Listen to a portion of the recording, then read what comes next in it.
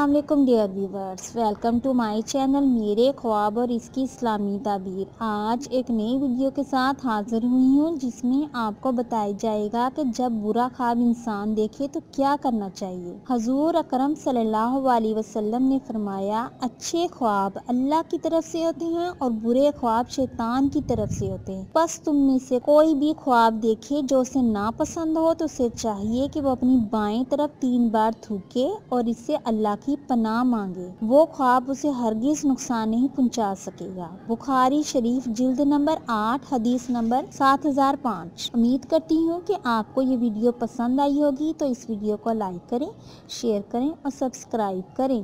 اگر کوئی سوال کرنا ہو اس ویڈیو کے متعلق یا کسی بھی خواب کی کوئی تعبیر معلوم کرنا چاہتے ہیں تو نیچے کمنٹس میں پوچھ سکتے ہیں۔ Thanks for watching and supporting video. اللہ حافظ۔